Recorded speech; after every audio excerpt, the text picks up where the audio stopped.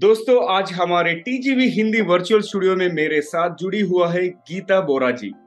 गीता जी स्पिरुल foundation का founder है और एक social entrepreneur, influencer, public speaker और ग्लोबल गुडविल एम्बेसडर। और उन्हें एक बुक भी ऑथर की है, moon time, and she is also a Guinness world record holder. उसके साथ हम नॉट फॉर प्रॉफिट ऑर्गेनाइजेशंस के बारे में मतलब एक गैर लाभकारी संगठन के बारे में बात करने के पहले अपनी मेहमान गीता जी के दिमाग में गुदगुदी करेंगे। तो गीता जी मैं एक यादृच्छिक शब्द का उल्लेख करूंगा और आपको दिमाग में जो आता है उसे साझा करना चाहिए, एंड विदाउट थिंकिंग मच, ठीक है ना? ज्यादा मत ओके। सोचिए आप। जो भी आपको दिमाग में आता है वो आप बताना चाहिए, ठीक है ना? और पहला शब्द है कि rain. Rainbow. Oh wow. And dream, सपना। Speed of change. Smile. Infectious. बिल्ली, कैट। बिल्ली। एजिलिटी। मून, चांद। चंद्रयान 3। और एप्पल। हेल्थ। ओके। एंड की। की opportunity. Shoe. Comfort. Movie. Inspiration. And last one is किताब, बुक। ज्ञान, नॉलेज। हम्म। नाइस। अच्छे रिस्पॉन्सेज दिए आपने। मैं हमारा ऑडियंस को भी वेलकम करना चाहता हूँ। दोस्तों, टीजीवी हिंदी में स्वागत है। टीजीवी हिंदी आपके बेहतर भविष्य के लिए। मैं हूँ नवीन समला, टीजीवी का व्यवस्थापक और मेजबान यानी फाउंडर एंड चीफ होस्ट। हम द गाइडिंग वॉइस हिंदी के माध्यम से भी इस दुनिया को कुछ बेहतर बनाना चाहते हैं और हम महत्वपूर्ण बातें करते हैं जिससे कि आपके जीवन और करियर को कुछ बेहतर बना सके। और गीता जी, टीजीवी में आपका फिर से एक बार स्वागत है और हमारे इस सफर में जुड़ने के लिए बहुत बहुत धन्यवाद। आपका भी बहुत बहुत धन्यवाद मुझे इनवाइट करने के लिए इस शो में। और मुझे भी ये एक मौका देगा आपके दर्शकों और श्रोताओं से जुड़ने का। या pleasure thank to you. Have you Geeta ji. और चलिए शुरुआत करते हैं आपके जीवन और करियर से। आप एक फाउंडर ऑफ एनजीओ, आप इन्फ्लुएंसर हो, आप गुडविल एम्बेसडर हो, आप एक ऑथर हो। इतना सारे काम है, आप कैसे कर रहे हैं मुझे पता नहीं, because all of us have खाली 24 घंटे है। आप हमारे ऑडियंस के साथ अपने करियर का माइलस्टोन्स शेयर कीजिए। हाँ, तो एक्चुअली मेरी जो स्कूलिंग है वो एक गवर्नमेंट स्कूल से हुई। और हम्म। मेरे फादर जो है वो इंडियन एयरफोर्स में थे, तो डिफेंस बैकग्राउंड है हमारा। अच्छा। पूरा 12th तक का जो एजुकेशन है वो अलग-अलग राज्यों में हुआ, अलग-अलग स्टेट्स में हुआ। हम्म। तो जब हम इतना ज़्यादा मूव करते हैं ना, वो हर 3 साल में ट्रांसफ़र हो जाते थे। तो जब आप इतना मूव करते हो तो आपको जो कल्चरल एक्सपोज़र मिलता है, वो कहीं न कहीं आपकी पर्सनैलिटी को भी इम्पैक्ट करता है और समझने का मौका देता है कि हमारा देश क्या है। लेकिन जिस जनरेशन में मैं पैदा हुई हूँ, वहाँ पर ये पेरेंट्स का ये था कि पढ़ो, इंजीनियरिंग करो, फिर यूएस जाओ। तो सेम मेरे साथ भी हुआ। मैंने अपना एजुकेशन कंप्लीट किया कंप्यूटर साइंस में। उसके बाद मुझे डॉक्टर विजय भाटकर जो फादर ऑफ सुपर कंप्यूटर है, हम्म। उनकी कोर टीम में काम करने का मौका मिला। वाओ। और उसके हम्म। बाद फिर मैं यूएस चली गई, 10 साल मैं वहीं थी। मैंने वहाँ से फ्लोरिडा यूनिवर्सिटी से पीएचडी कंप्लीट किया हम्म। और फिर सिलिकॉन वैली में अलग-अलग कंपनीज़ में मैंने काम किया। हम्म। लेकिन कहीं न कहीं मन में ये था कि मुझे कुछ अलग करना है। अच्छा। सो 10 साल लग गए। लेकिन 2017 में मैं वापस इंडिया आ गई और फिर त वहाँ से स्फेरुल फाउंडेशन की शुरुआत हुई। और स्फेरुल फाउंडेशन जो एनजीओ है, अभी हम लोग 15 स्टेट्स में काम करते हैं। और शायद मैंने जो रेफ़रेंस दिया कि बचपन में जो रह जाता है पर्सनैलिटी में, वो है। मैं हूँ उत्तराखंड से, काम में कर रही हूँ महाराष्ट्र में और हम एक स्टेट में नहीं 15 स्टेट में काम कर रहे हैं। उसका रीज़न ये है कि बचपन से ही था कि मतलब देश जो है वो एक स्टेट नहीं है, या जहाँ से मैं बिलॉन्ग करती हूँ वो नहीं है। सारे स्टेट्स हम सभी जगह के हैं। तो इसलिए ये काम वैसे ही शुरू हो गया और अभी हम यूएन के सारे 17 गोल्स में काम कर रहे हैं। वाओ। नाइस। आपको बहुत सारा एक्सपीरियंस है नेशनली इंटरनेशनली। और क्या आप बहुत स्ट्रांग बन चुके होंगे अब तक, इसलिए आप तो स्पिरुल फाउंडेशन आप अच्छी तरह से चला रहे। और मैं अभी और एक चीज में मेरा इंटरेस्ट ये है कि आपके इस पूरा सफर में, करियर के सफर में ऐसे कौन सी 3 चीजें जिसके वजह से आप इधर तक पहुंच सके? मे बी आप सक्सेस मंत्रा बोल सकते हो, सक्सेस फैक्टर्स बोलते हो, कौन सी 3 चीजें वो? 3 चीज़ें मेरी एजुकेशन, हुँ, लाइफ का एक्सपीरियंस, बहुत सारे अच्छे लोग और कुछ नया करने का जो जज़्बा होता है वो शायद, ये 3 चीज़ें। ठीक है। और आपके ज़िंदगी में सबसे मुश्किल से कौन-सी सीख मिली आपको? सम लेसन्स लर्न्ड? हाँ, मुश्किल से यही कि मैंने बताया ना बचपन से कि जब हम कंप्यूटर इंजीनियर बन जाएँगे तो कुछ अच्छा हो जाएगा, कंप्यूटर इंजीनियर बन गए तो अब यूएस पहुँच जाएँगे तो कुछ अच्छा हो जाएगा और यूएस में रह के भी पता चला कि कुछ अच्छा नहीं होता ऐसे। आपको जो हैप्पीनेस है वो सेल्फलेस बन के ही मिलती है और हुँ, हैप्पीनेस का भी फंडा ये है कि बिना पर्पस के, बिना ज़िंदगी के कोई मकसद के आपको खुशी भी नहीं मिल सकती। तो आप हुँ, सिर्फ़ बैठोगे सोचोगे कि खुशी मिल जाएगी, ऐसे नहीं मिलती है। मिल जाती है छोटी-मोटी मर्सिडीज़ कार खरीद के, कोई यूरोप में लोग हॉलिडे करके, बट वो थोड़े समय की होती है। अगर हुँ। आपको सच्ची खुशी चाहिए तो उसके लिए आपको सेल्फ़लेस होना पड़ता है। जीवन में एक मकसद होना चाहिए जिसके लिए आप आगे जा रहे हैं। तो ये मुझे थोड़ा लेट पता चला सब कुछ करने के बाद। बट स्टिल जब भी पता चला मैंने अपना रास्ता ढूँढ लिया। अच्छा, अच्छा, अच्छा, अच्छा, ठीक है जी। और आगे बढ़ते हैं। आपने अपना एनजीओ कैसे शुरू किया और किस चीज़ ने आपको प्रेरित किया? What motivated you to start this payroll?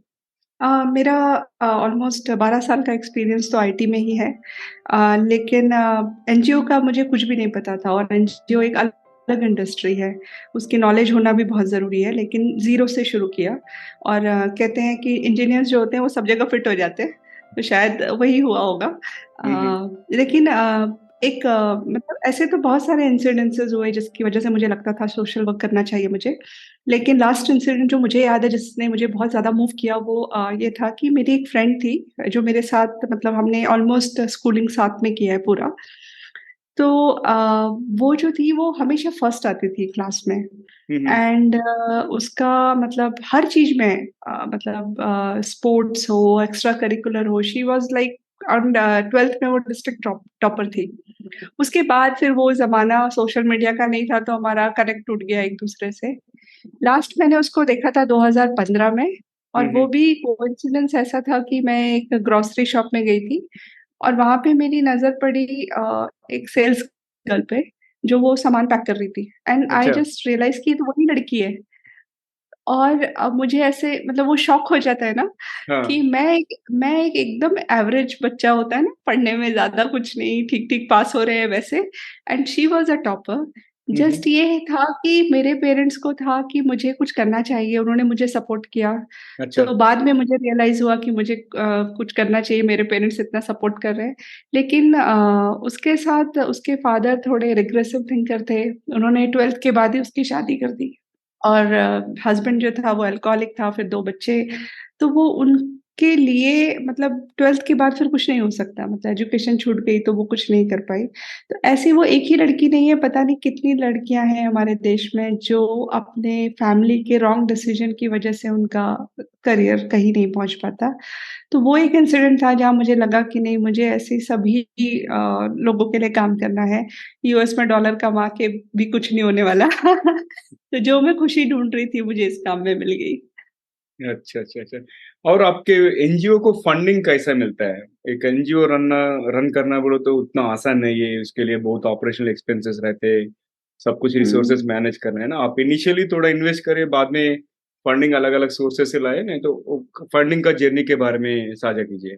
हाँ, ये ना बहुत लोगों के क्वेश्चन्स हैं, इवन एनजीओज़ को भी नहीं पता है कि फंडिंग कैसे रेज़ होता है। बहुत सारे लोग हैं जो एनजीओज़ खोल रहे हैं और हमारे देश में हर साल 11,000 एनजीओज़ खुलते हैं हुँ, और हुँ। उसी रेट से बंद भी हो जाते हैं। और एक्चुअली इतना मुश्किल नहीं है जितना हम समझते हैं। आजकल तो 2013 के बाद 2013 के बाद तो कॉर्पोरेट एक्ट है सोशल रिस्पॉन्सिबिलिटी एक्ट सीएसआर उसके तहत जो भी कंपनियाँ 5 करोड़ से ज़्यादा प्रॉफ़िट कर रही है, उन्हें अपना 2% तो वैसे ही देना होता है। हुँ, सोशल उसके लिए। तो कॉर्पोरेट सीएसआर फंड्स हैं जो हम ले सकते हैं। फिर अगर आप थोड़ा 3 साल पुराने हो चुके हैं तो उसके बाद आप एफसीआरए अप्लाई कर सकते हैं। फॉरेन फंडिंग मिल सकती है आपको। ग्रांट लिख सकते हैं आप। बहुत सारे ऑर्गनाइज़ेशन हैं जैसे मेलिंडा गेट फाउंडेशन है, वो काफ़ी तरह के ग्रांट देते हैं तो आपको उसके लिए अप्लाई करना पड़ता है। और बेसिकली आपका अगर ग्राउंड में काम है तो फंडिंग मिलना इतना मुश्किल नहीं है। मुझे तो ये हेल्प हुई क्योंकि मेरा पूरा एक्सपीरियंस कॉर्पोरेट में था तो मुझे समझ में आता था ये। लेकिन बहुत सारे लोग हैं जिन्हें नहीं पता होता कैसे है, तो ये भी एक वन ऑफ द मिशन हमने बना लिया है कि वो ग्रास रूट एनजीओज़ जिन्हें पता नहीं है कि फंड कैसे लाया जाता है, हम उसको भी हेल्प करते हैं। हुँ, नाइस, नाइस और ये एनजीओज़ अब टेक्नोलॉजी और इनोवेशन को कैसे लेवरेज करके उसका आउटरीच को बढ़ा रहे हैं और how are they creating this scalable solutions? Uh, actually NGOs में देखा जाए तो सबसे ज़्यादा टेक्नोलॉजी का इस्तेमाल होना चाहिए और हो भी रहा है। जिन लोगों को पता है, जो लोग टेक टेक सेवी हैं, वो लोग कर रहे हैं। लेकिन बहुत सारे एनजीओ हैं जो पीछे भी रह गए हैं। तो हुँ, जो भी लेटेस्ट टेक्नोलॉजी है, फॉर एग्ज़ाम्पल आर्टिफ़िशियल इंटेलिजेंस है, तो हम लोग उसका प्रेडिक्शन, डेटा एनालिसिस, डॉक्यूमेंटेशन में यूज़ कर रहे हैं। वर्चुअल एंड ऑगमेंटेड रियलिटी जो है, वो हम बेटर स्टोरी टेलिंग के लिए यूज़ करते हैं। ब्लॉकचेन टेक्नोलॉजी ट्रांसपेरेंसी के लिए यूज़ कर रहे हैं कि जो हमारे रिसोर्सेज़ हैं वो एंड यूज़र तक पहुँच रहे हैं कि नहीं, वो ब्लॉकचेन टेक्नोलॉजी से हमने काफ़ी शोकेस किया है। फिर आजकल तो हेल्थ पोर्टेबल डिवाइस हैं छोटे-छोटे जो आप मतलब पहले जब हम हेल्थ कैंप लगाते थे तो हमें बहुत सारे डॉक्टर्स, बहुत सारे नर्सेज़ डिप्लॉय करने पड़ते थे। हुँ, अभी इतने छोटे डिवाइसेज़ ऐसे आ गए कि आपकी पूरे वाइटल्स वो सेकंड्स में दे देते हैं। अच्छा, तो वो काफ़ी है। फिर एजुकेशन में जो एनजीओज़ काम कर रहे हैं उनके लिए स्मार्ट क्लासरूम है, डिजिटल कंटेंट है, ई-लर्निंग है। नहीं तो टीचर्स को ट्रेन करना पड़ता था हमें कि कैसे क्वालिटी एजुकेशन दिया जाता है, बट आजकल काफ़ी हेल्प है। सोशल मीडिया ने काफ़ी एनजीओज़ को हेल्प किया है अपना क्या वो कर रहे हैं लोगों तक पहुँचाने में। तो टेक्नोलॉजी आउटरीच तो ड बढ़ाने मेरे का। को लगता हुँ, है हाँ, आउटरीच बढ़ाने के लिए एंड मोreओवर टेक्नोलॉजी जो है वो एनजीओ में ही सबसे ज़्यादा यूज़ होनी चाहिए क्योंकि टेक्नोलॉजी का मकसद ही यही है कि लोगों की ज़िंदगी आसान बनाई जाए है ये। और कहीं न कहीं एनजीओ उसमें काफ़ी रोल प्ले करते हैं। हुँ, सो हुँ, हुँ। आईटी इंडस्ट्री के बाद I think NGO should be the industry where most of the technology should be hmm, used. Hmm. आपने बोला कि हज़ारों एनजीओ हर साल में फ़ॉर्म होते हैं और वो डिसअपीयर भी हो जाते हैं, लाइक मर जाते हैं वो ऑर्गनाइज़ेशंस। अगर हम असल में ये एनजीओ का इम्पैक्ट असेसमेंट करके उसका मेज़रमेंट करना है, तो कैसे करना है? Because many times corporates also आपने बोला था कि हर कॉर्पोरेट को 2% contribution has to be donated through for this NGOs और for this corporate social responsibility activities मगर उसको अगर यकीन करना है कि okay this NGO is working well और they are creating impact, that question hmm, comes to everybody who is planning to donate whether in the capacity of company or अगर individual के हिस्सा में भी like even if somebody comes to me right I may not trust anybody just like that तो इसके लिए हुँ। Impact assessment करना है ना आप तो आपके ओपिनियन में इम्पैक्ट असेसमेंट कैसे कर सकते हैं? तो कैसा है कि सोशल एंटरप्रेन्योरशिप या हुँ, जो हम कहते हैं ये कोई चैरिटी नहीं है मतलब इवन दो चैरिटी वर्ड जो हम सुनते हैं दान देना नहीं है दान देना मतलब आपने दे दिया और आप भूल गए तो होता क्या है फिलैंथ्रोपी या दान देने से ये तो हम सदियों से कर रहे हैं सदियों से हम भूखे लोगों को खाना खिला रहे हैं लेकिन आज तक भूख मतलब हंगर खत्म नहीं हुआ क्योंकि वो उसका मेज़रमेंट नहीं है कहीं पर भी।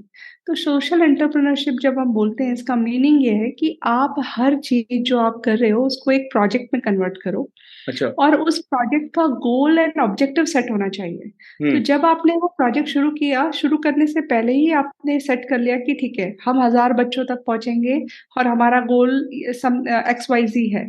तो हुँ, जैसे ही वो प्रोजेक्ट खत्म होता है, वो एक टाइमलाइन में खत्म करना होता है और उसके बाद वो मेज़रमेंट ये होता है कि आपने क्या गोल जो आपने सेट किए थे, ऑब्जेक्टिव जो सेट किए थे, वो आपने अचीव किए और किए तो कितने परसेंटेज में किए और कितने टाइमलाइन में किए। So that hmm. Is the measurement of this. And moreover ज़्यादातर ये सब कॉर्पोरेट में होता ही है क्योंकि वहाँ बिज़नेस इन्वॉल्व्ड है। एनजीओज़ में लोग सोचते हैं कि कैसे क्या करना है, मतलब ठीक है हमने दे दिया, वो ऐसा नहीं होता है।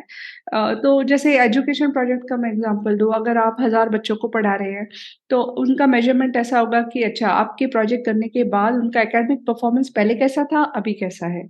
उनका हम्म। ड्रॉप आउट रेट कम हुआ है क्या गवर्नमेंट स्कूल में, या उनका अटेंडेंस बढ़ा है क्या? तो ये सारे पैरामीटर हैं जिसके अगेंस्ट हम लोग रिकॉर्ड करते हैं कि एक्चुअल में क्या चेंज आया है। तो चेंज मेकर्स को चेंज मेजर भी करना चाहिए ना।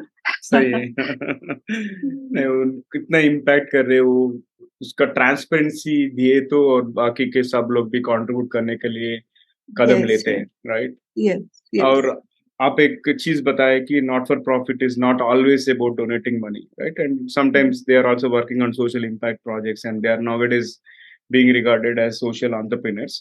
सो हुँ। आपके विजिबिलिटी में जो भी गैर लाभकारी संस्थाओं के भीतर राजस्व सृजन पहल के उदाहरणों पर प्रकाश डालें, मतलब you share some not for profits, okay, which are generating revenue as well. हाँ, मतलब अभी तो एक्चुअली ऐसा है कि सभी एनजीओज़ को करना चाहिए, बहुत सारे नहीं कर रहे हैं। यूएस वगैरह में अगर आप देखेंगे तो सारे एनजीओज़ का अपना वे है रेवेन्यू जनरेट करने का। हम्म। बट ये काफ़ी एनजीओज़ करते हैं, जैसे अगर कोई एनजीओ हेल्थ सेक्टर में है, तो वो अफोर्डेबल ट्रीटमेंट दे देते हैं। फ्री ट्रीटमेंट तो ठीक है, जब उन्हें सीएसआर मिल रहा है, फंडिंग आ रही है तब तक तो वो फ्री ट्रीटमेंट देंगे। लेकिन सपोज़ फंडिंग स्टॉप भी हो गई, तो एनजीओ का हम्म। मकसद ये नहीं होता प्रॉफिट कमाना। तो वो नो प्रॉफिट नो लॉस में अफोर्डेबल ट्रीटमेंट दे पाते हैं। तो हम्म। और उसमें थोड़ा बहुत मार्जिन उनका रह सकता है जिससे वो रेवेन्यू जनरेट करते हैं। बहुत सारे एनजीओज़ फाइनेंशियल सेक्टर में हैं जो माइक्रो लोन्स दे रहे हैं और अच्छा। वो भी एक स्मॉल इंटरेस्ट पे देते हैं। तो वो भी एक होता है। कई प्रोडक्ट सेक्टर में हैं जहाँ पर वो अपना सामान बेचते हैं, जैसे ऑर्गेनिक प्रोडक्ट हो गया, हैंडीक्राफ्ट हो गया, या फिर हमारा एग्ज़ाम्पल लोगे तो हम सैनिटरी नैपकिन हमारा वन ऑफ द प्रोडक्ट है, जो हम बेचते हैं, लेकिन वो आपकी मार्केट रेट से 25 मतलब ऑलमोस्ट 50% कम होगा। तो लोगों को भी हेल्प होती है और एनजीओ की भी रेवेन्यू हो जाती है। फिर स्किलिंग सेंटर्स हैं हमारे जहाँ पे हम free and affordable both type के कोर्सेज़ प्रोवाइड करते हैं। फिर एनजीओ को ना बहुत सारे एक्सपर्टी हो जाती है बहुत जगहों पे। तो ट्रेनिंग एंड कंसल्टेशन एक फील्ड है जहाँ पे एनजीओज़ को बहुत इनवाइट किया जाता है, और कॉर्पोरेट ट्रेनिंग जैसे डाइवर्सिटी एंड इंक्लूजन हो गया, मेंटल हेल्थ का है। तो इन सब चीज़ों में काफ़ी स्पीकर्स जो हैं एनजीओ के जाते हैं और वो एनजीओ के लिए एक रेवेन्यू ग्रोथ होता है। फिर हम्म। उसके अलावा जैसे कंप्लायंसेस हैं, जैसे prevention of sexual harassment at work place है, तो हम भी वो हम्म। एक कंप्लायंस है जो करते हैं। वो कंप्लायंस में तो ऐसा है कि एनजीओ का मेंबर होना ज़रूरी है। तो हर कॉर्पोरेट में आपको एक एनजीओ मेंबर वैसे ही देना है जो आपके लिए रेवेन्यू सोर्स हो सकता है। The hmm. थिंग इज़ कि लोगों को पता नहीं है कि कैसे होगा ये। अच्छा। अ, तो वो जो है वो मतलब इन्फॉर्मेशन शेयर कर रहे हैं हम लोग, काफ़ी एनजीओज़ को ट्रेन कर रहे हैं कि वो ये सब चीज़ें दे सकें।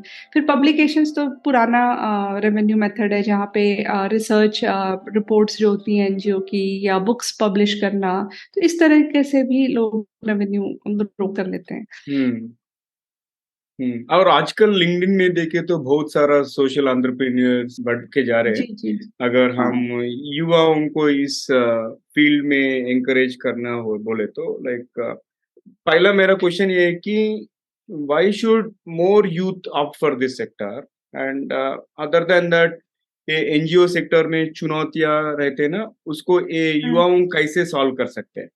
And also what are the opportunities for NGOs? अब तो अवेयरनेस बढ़ते बढ़ते जा रहे हैं और we are um, focusing on some initiatives like climate protection, sustainability के बारे में, ईएसजी, वो भी बहुत हुँ, बड़ा बात है ना। सो ये हुँ, सब हुँ। दृष्टि में लेके आपका टिप्स शेयर कीजिए।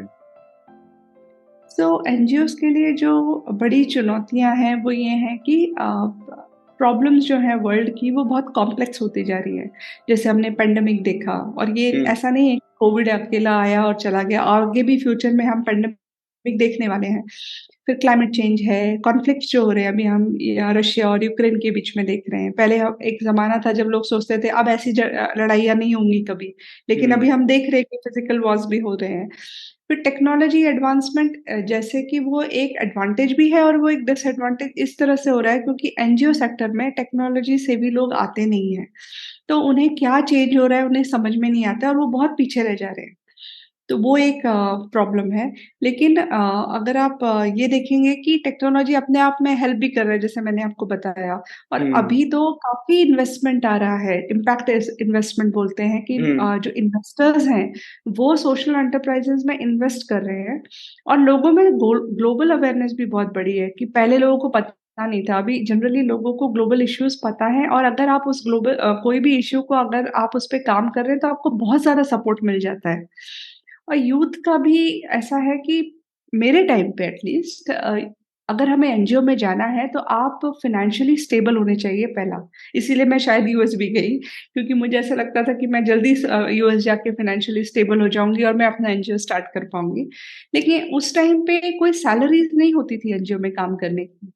अभी सोशल सर्विस सेक्टर में it's a career path for many youths hmm and there are so many masters in social work. There are different kind of degrees which are coming up, hmm and if not more, at least there are many roles जहाँ पे corporate के equivalent NGOs पे करते हैं और वो ज़रूरी भी है क्योंकि सपोज़ मैं कोई आईआईटी के बच्चे को बोलूँ कि आप मेरे एनजीओ में आ जाओ, वो बोलेगा कि मैम मैं ना किसी एमएनसी में काम करता हूँ और आपको 25% डोनेट कर देता हूँ।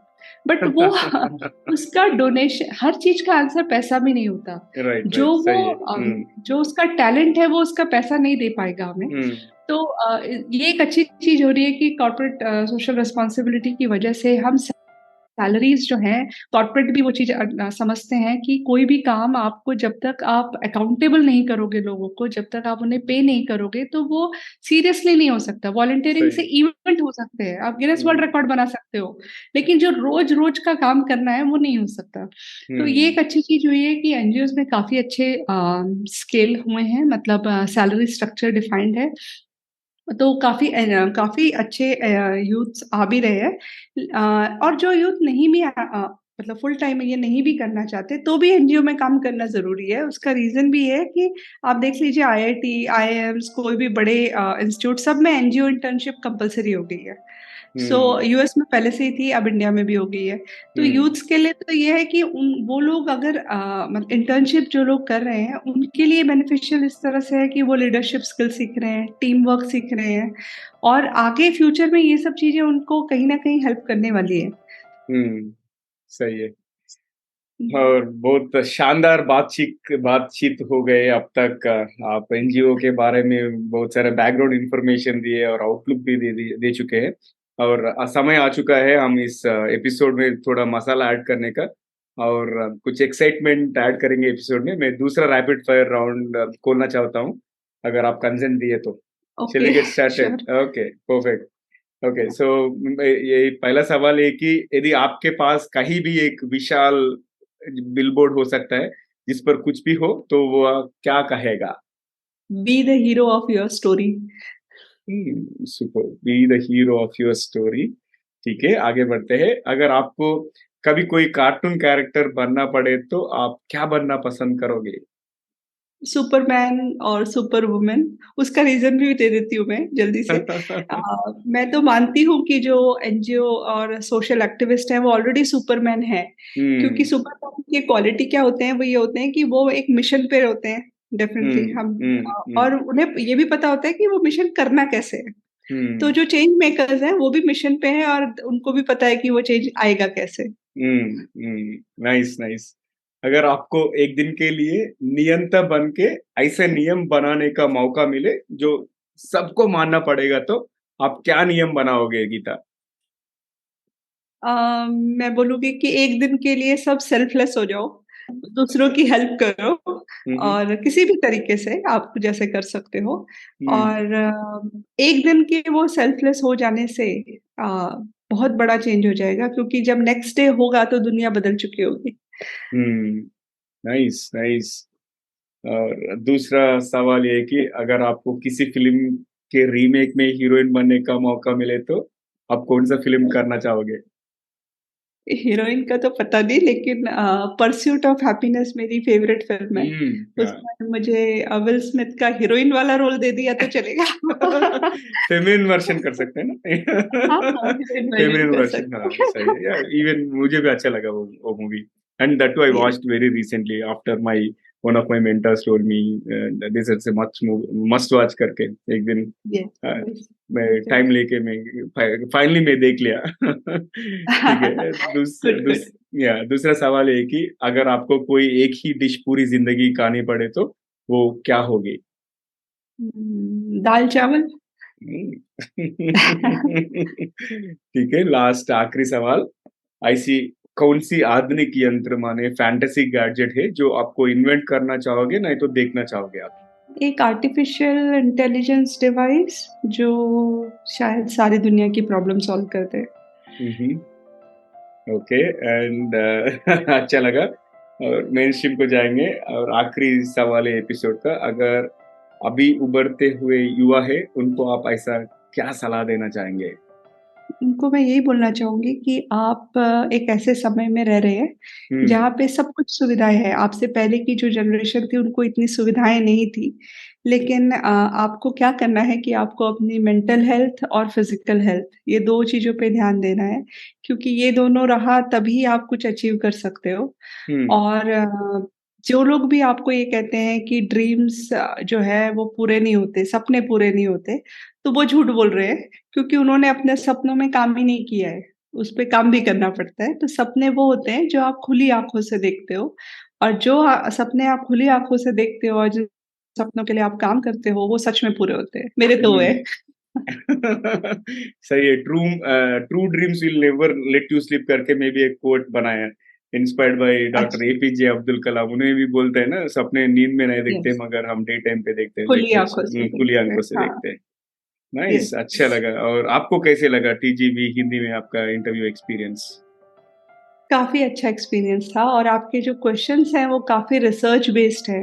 हुँ। तो मुझे लगता है एनजीओ के बारे में जो लोगों को पता नहीं है, या एनजीओ में जो लोग काम करते हैं उनके बारे में भी ज़्यादा पता नहीं होता। एनजीओ मतलब लोग समझते हैं कि बस दान कर दो और हो गया, ऐसा नहीं होता है। एनजीओ चलाना भी एक कंपनी चलाने जैसा है। सही है। कोई डिफरेंस हुँ। नहीं है। तो इन क्वेश्चन से आई थिंक मैं बता पाई होंगी थोड़ा बहुत कि एनजीओ क्या है, यहाँ पे जो काम करते हैं वो लोग कैसे होते हैं, वो भी नॉर्मल लोग होते हैं। सही है और आपको तो बहुत एक्सपीरियंस है ये फील्ड में और दोस्तों अगर आपको किसी एनजीओ के साथ काम करना है ना तो आप खुद ही एनजीओ खोलने को चाहते हैं जरूर गीता जी को अप्रोच कीजिए जी गीता जी का लिंक्डइन प्रोफाइल और उसका कंपनी का वेबसाइट डिटेल्स भी मैं शो नोट्स पे रखता हूँ इस मौके पे मैं द्वितीय सुनेवाना को भी मेरा ग्रैटिट्यूड बताना चाहता हूँ थैंक यू द्वितीय for connecting me with Geeta and talking about all the good work she is doing and Geeta thank you so much I really appreciate you आप आपका अमूल्य समय हमारे ऑडियंस के साथ बिताने के लिए और बहुत सारा यूज़फुल इन्फॉर्मेशन शेयर करने के लिए बहुत-बहुत धन्यवाद और फिर से दूसरे एपिसोड में नहीं तो इंग्लिश प्लेटफ़ॉर्म में मिलेंगे and thank you once again. Thank you, thanks a lot, bye. So दोस्तों ये था हमारा आज का एपिसोड गीता बोरा जी के साथ हमने बहुत सारा टॉपिक्स एनजीओ के बारे में डिस्कस की है और आखिरी के भाग से पहले आपसे एक विनती है अगर आपने अब तक टीजीवी हिंदी चैनल को सब्सक्राइब नहीं किए तो अभी कर लीजिए और आपको ये कॉन्वर्जेशन ये कॉन्वर्जेशन पसंद आए तो अपने 3 करीब लोगों से भी शेयर कीजिए, शायद उन्हें भी इससे कोई फ़ायदा हो या कोई टिप्पणी उन्हें भी पसंद आए। आपको दोस्तों को या फैमिली मेंबर्स को भी कुछ नया सीखने को मिलेगा और हमें नए सब्सक्राइबर्स मिलेंगे। धन्यवाद दोस्तों। चलिए हम अब सामान्य ज्ञान सुनते हैं। आज एनजीओज़ के बारे में बहुत सारा इन्फॉर्मेशन गीता जी ने दी और मैं टॉप 3 एनजीओज़ के बारे में बात करना चाहता हूँ ये ट्रिविया सेक्शन में और इंडिया में द टॉप 3 नोटेबल एनजीओज़ के बारे में हम थोड़ा ध्यान लेंगे। फर्स्ट वन इज़ सेवा, self employed women's association. It is one of the pioneering organization और ये वुमेन एम्पावरमेंट के बारे में बहुत सारा काम कर रहे हैं उन लोग। एंड उन लोग ट्रेनिंग और सपोर्ट दे रहे हैं अब सब महिलाओं को, सो दैट उसका इकोनॉमिक स्टेटस और सोशल स्टेटस बढ़ जाए। और second one is Akshay Patra foundation, and सब लोग अक्षय पात्रा फाउंडेशन के बारे में सुना हुआ होंगे। And this is the foundation which is renowned for the mid day meal program. And उन लोग ये भूख मिटाने के लिए काम कर रहे हैं और न्यूट्रिशियस मील्स स्कूल चिल्ड्रन को आप प्रोवाइड कर रहे हैं। और भारत में हर कोने में उनका ऑफिसेस है और उन बहुत अच्छा काम कर रहे हैं। एंड अब तक ये इनिशिएटिव ने मिलियंस ऑफ चिल्ड्रन के लाइफ में ज़िंदगी में बहुत सारा पॉजिटिव इम्पैक्ट की है। और third organization is about teach for India. Again ये तो एजुकेशनल इनइक्विटी फील्ड में काम कर रहे हैं, so that these guys are recruiting and training young professionals। And ये यंग प्रोफेशनल्स को उन लोग रिक्रूट करके अंडर प्रिविलेज स्कूल्स को भी जाके उसको क्वालिटी एजुकेशन देने का एफर्ट्स कर रहे हैं। और their efforts in terms of building और bridging the education gap so that everybody gets quality education is something commendable. ऐसा बहुत सारे एनजीओज है। अगर आप ये एनजीओज को कंट्रीब्यूट करना है तो आप ज़रूर उसके साथ पार्टनर कर सकते हो। इधर you can contribute something in the form of money, और नहीं तो you can also contribute your time, because sometimes हम इतना बिज़ी होते हैं हमारे ज़िंदगी में, समय बिताना बहुत मुश्किल होता है। जब हम छोटा छोटा अमाउंट भी हम कंट्रीब्यूट कर सकते हैं। और दोस्तों मैं आपसे एक पता चलना चाहता हूँ कि आप किसी एनजीओ के बारे में सुने और उन कैसा सोशल इम्पैक्ट कर रहे हैं, उसके बारे में मुझे बोलिए। अगर आप ये एपिसोड यूट्यूब में देख रहे हैं तो वहाँ पे कमेंट कीजिए, नहीं तो ये एपिसोड आपको सोशल मीडिया में मिले तो वहाँ पे भी कमेंट कर सकते हैं। मैं हर कमेंट को रिव्यू करता हूँ और फ्यूचर एपिसोड्स में उसके बारे में भी बात करता हूँ। तो आज के लिए यही पर समाप्त करते हैं। अगर आपको कोई प्रतिक्रिया यानी सजेशंस है, या अगर आप किसी को हमारे मेहमान करके बुलाना चाहते हैं तो हमें ज़रूर ईमेल कीजिए। और हमारा ईमेल एड्रेस tgbhindi@gmail.com। मैं हूँ नवीन समला, आपकी हमसफ़र, और यही उम्मीद है कि हमारे ये कोशिश कई लोगों के ज़िंदगी में कुछ अमूल्य बातें पहुँचाएँ। और टीजीवी हिंदी में ट्यून करने के लिए फिर से धन्यवाद। दोस्तों टीजीवी इंग्लिश और तेलुगु में भी उपलब्ध है। आप स्पॉटिफ़ाई, एप्पल पॉडकास्ट, गाना.com, यूट्यूब या आपके कोई भी पसंदीदा पॉडकास्ट ऐप में आप द गाइडिंग वॉइस सुन सकते हो 3 भाषाओं में, हिंदी, इंग्लिश और तेलुगु। और सुनते रहिए, देखते रहिए टीजीवी हिंदी आपके बेहतर भविष्य के लिए। फिर से दूसरे एपिसोड में और दूसरे मेहमान के साथ मिलेंगे। जब तक take care guys, and don't forget to subscribe to TGV if you haven't done already.